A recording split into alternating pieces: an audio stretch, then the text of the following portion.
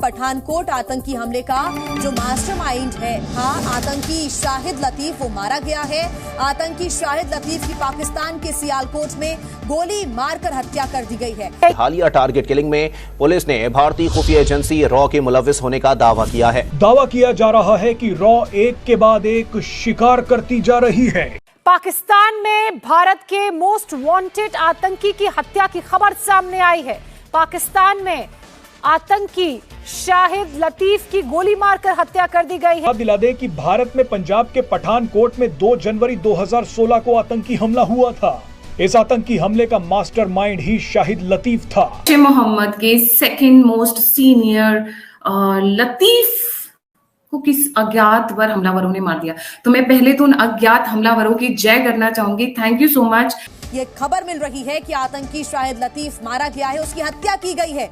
आतंकी शाहिद लतीफ की पाकिस्तान के सियालकोट में गोली मारकर हत्या कर दी गई। लतीफ इतना बड़ा आतंकवादी था, इसने अपने यहाँ के पठानकोट में, कंधार वाले में, दूसरी बात हजरत बल में जब बवाल हुआ था तब ये अच्छी बात है, बहुत अच्छी बात है। तुम भारत के अगेंस्ट में अब तक स्कीमिंग करते थे, प्लॉटिंग करते थे, बम हमले टपकाते थे।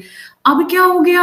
अब क्यों डर लग रहा है? अब 10% डेफिनेट ऑफ कोर्स इंडिया ने किया, इंडिया के आगे तो कुछ भी नहीं है।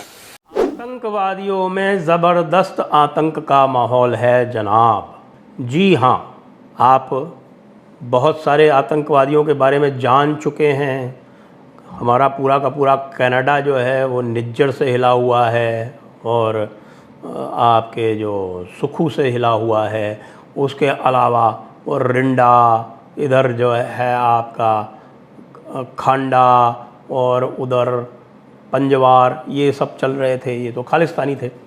उसके अलावा बहुत सारे जो थे जो पाकिस्तानी यानी लश्कर वाले, आपके वो बशीर अहमद जो था, वो आपका हिज़्ब वाला, ये सारे के सारे जो थे वो लाइन पर तो थे ही और जा चुके थे। खालिद रज़ा कराची में मारा गया, बशीर अहमद रावलपिंडी में मारा गया, शाहिद नूर जो है वो मारा गया आपके खैबर पख्तूनख्वा में, और अहंगर मारा गया अफ़गानिस्तान में। ये सब मारे जा रहे थे बेचारे, और कई तरह की थेरीज इसके ऊपर काम कर रही हैं जिनके बारे में मैं भी बात करता हूँ। लेकिन जो आज जो भयंकर आतंकवादियों के मन में जो पैठ कर गया है, उसका कारण ये है कि 2 बड़े लोग जिनको भारत बार बार मांग रहा था कि भाई ये जो कुलभूषण के साथ ज्यादती की है उसको हमें दे दे। पाकिस्तान कहता था क्या, कुलभूषण तो जासूस है। तो भाई कुलभूषण को जिसने अगवा किया था ईरान से और उसको ले जाकर पाकिस्तानियों को सौंपा था, उसका नाम था मुल्ला बहौर।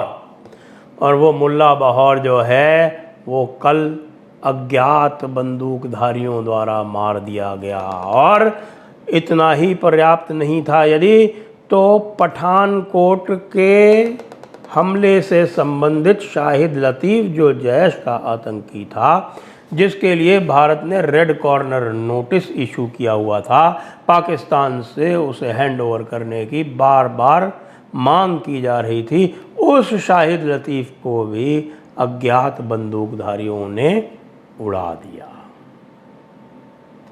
मैं तो ये कह रहा हूँ कि ये पाकिस्तान में जो अज्ञात बंदूकधारियों का जो कहर है ये बहुत ही अधिक है। ये तो बिल्कुल इस प्रकार से है जैसे कि पाकिस्तान में ख़ज़ा आ गई हो। नहीं, मैं ये कह रहा हूँ कि उसमें पैटर्न इस तरह का है कि चीमा साहब, यूजुअली इस तरह की चीज़ें इतनी फ्रिक्वेंटली होती नहीं है।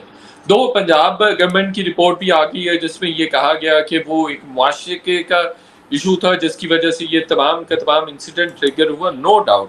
और जिन लोगों ने ऑन स्पॉट किया वो भी पाकिस्तानी थे। लेकिन मैं ये कह रहा हूँ, और मैंने आपके सामने अपना एक्सपीरियंस भी रखा है कि जो मैंने मुख्तलिफ फ्रंट्स पे देखा है, वो इंफॉर्मेशन का फ्रंट हो, टेक्नोलॉजी का फ्रंट हो, वो टेररिज्म का फ्रंट हो, या डिप्लोमेसी का फ्रंट हो, या इकोनॉमिक फ्रंट हो, तो उसमें आप देखिए कि इंडिया बहुत ज़्यादा पावरफुल है। बल्कि आज भी मैं एक आर्टिकल पढ़ रहा था कि इंडिया ने बगैर जंग लड़ रहे पाकिस्तान को बड़े सारे महाजों पर नाकारा कर दिया है। बहुत सारे महाजों पर उसको पसे पुश डाल दिया और बहुत सारे महाजों पर उसको शिकस्त खुर्दा कर दिया हुआ है।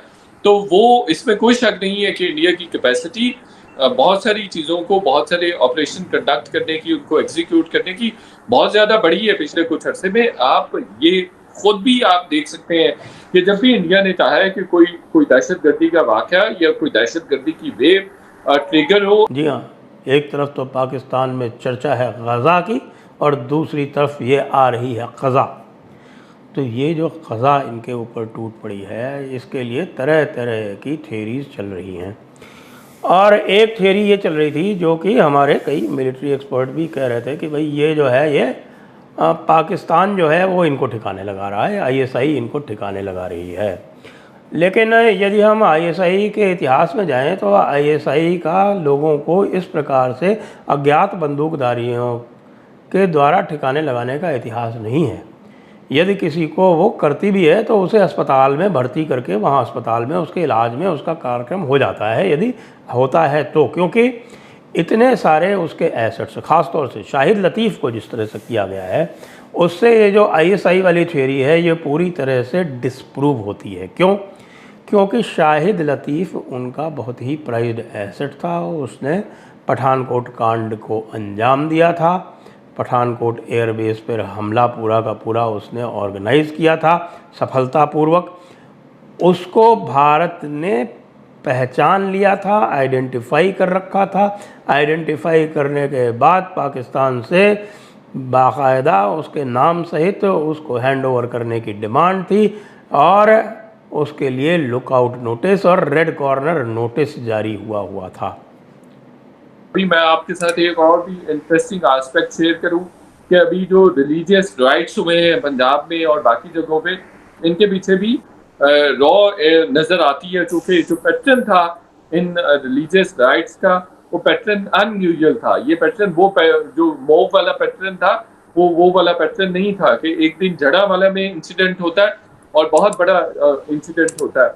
और पूरी दुनिया का जो आलमी मीडिया, डेफिनेटली ये एक बड़ा इवेंट था। मैं कोई किसी किस्म का जवाब नहीं फराहम कर रहा हूँ कि ये शायद हमारे लोगों ने नहीं किया है, या मैं इसको कोई जस्टिफाई करने की कोशिश नहीं कर रहा हूँ, लेकिन उसको इंटरनेशनल मीडिया ने बहुत ज़्यादा कवरेज दी और उसके 2-4 दिन के बाद ही वो सरगोदा में हो गया। और उसके बाद आप देखें कि वही चीज़ हमने देखी चित्राल में हो गई, वही गिलगित बल्तिस्तान में और बाकी जगहों पे भी हमने वही चीज़ देखी।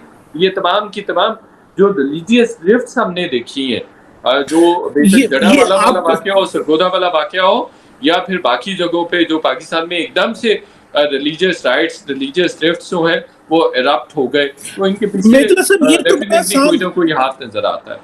नहीं मतलब साहब ये बताइए, तो बड़ा आसान नहीं है कि ये कह देना जी हमारे मुल्क में इधर एक बंदा मरा है तो इंडिया इन्वॉल्व है, चित्राल में इंडिया इन्वॉल्व है, जड़ावाला में इंडिया इन्वॉल्व है, मुजफ्फराबाद में इंडिया इन्वॉल्व है। तो ये तो एक बड़ा इजी टारगेट नहीं है पाकिस्तान के लिए कि ये कह देना है कि हर चीज में इंडिया इन्वॉल्व है। ठीक है, ये जो इंसिडेंट होते हैं जहाँ पे उनकी हिस्ट्री अटैच है वो तो चीज बन गई है। फॉर एग्जाम्पल ईसाइयों के घर आपने जड़ावड़ा में जड़ा दिए तो वो इंडिया कर तो नहीं करा रहा, क्या आप समझते हैं कि वो भी इंडिया करा रहा है?